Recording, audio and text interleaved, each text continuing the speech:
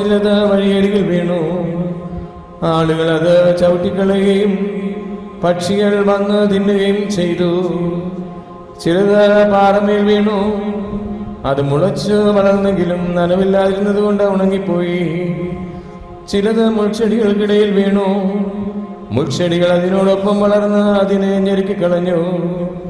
ചിലത് നല്ല നിലത്ത് വീണു. അത് വളർന്ന് 100 മേനി ഫലം പുറപ്പെടുവിച്ചു. തുടർന്ന് അവൻ സ്വരമുയർത്തി പറഞ്ഞു, കേൾക്കുവാൻ ചെവിയുള്ളവൻ കേൾക്കട്ടെ. ഈ ഉപമയുടെ അർത്ഥമെന്ത് എന്നു ശിഷ്യന്മാർ അവനോട് ചോദിച്ചു. അവൻ പറഞ്ഞു, ദൈവരാജ്യത്തിന്റെ രഹസ്യങ്ങൾ അറിയാൻ വരം ലഭിച്ചിരിക്കുന്നത് നിങ്ങൾക്കാണ്. മറ്റുള്ളവർക്കാകട്ടെ അവ ഉപമകളിലൂടെ നൽകപ്പെടുന്നു. അവർ കണ്ടിട്ടും കാണാതിരിക്കുന്നതിനും കേട്ടിട്ടും ഗ്രഹിക്കാതിരിക്കുന്നതിനും വേണ്ടിയാണ് അത്. ഉപമ ഇതാണ്: വിത്ത് ദൈവവചനമാണ്. ചിലർ വചനം ശ്രവിച്ചെങ്കിലും അവർ വിശ്വസിക്കുകയോ രക്ഷപ്പെടുകയോ ചെയ്യാതിരിക്കുവാൻ വേണ്ടി പിശാച് വന്ന് അവരുടെ ഹൃദയങ്ങളിൽ നിന്ന് വചനം എടുത്തു കളയുന്നു.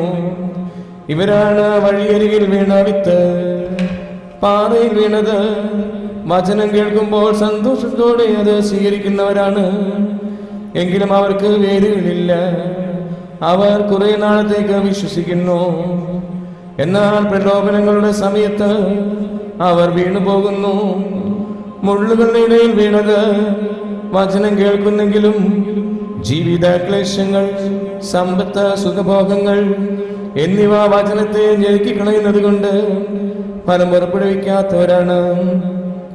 നല്ല നിലത്ത് വീണതോ വചനം കേട്ട ഉത്കൃഷ്ടവും നിർമ്മലവുമായ ഹൃദയത്തിൽ അത് സംഗ്രഹിച്ച് ക്ഷമയോടെ ഫലം പുറപ്പെടുവിക്കുന്നവരാണ് എന്ന് താൻ അരുളി ചെയ്തു.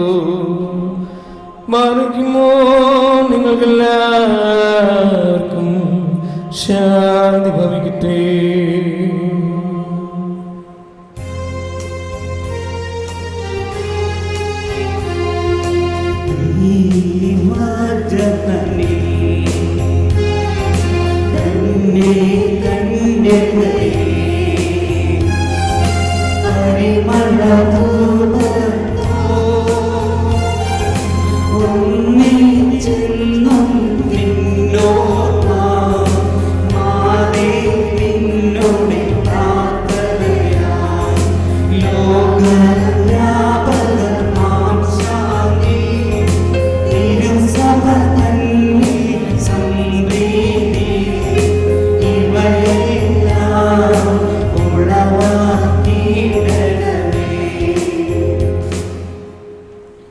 ഇപ്പോൾ ബഹുമാനപ്പെട്ട ജെറോം അച്ഛൻ ഇപ്പോൾ നമുക്ക് വചന സന്ദേശം നൽകുന്നതാണ്.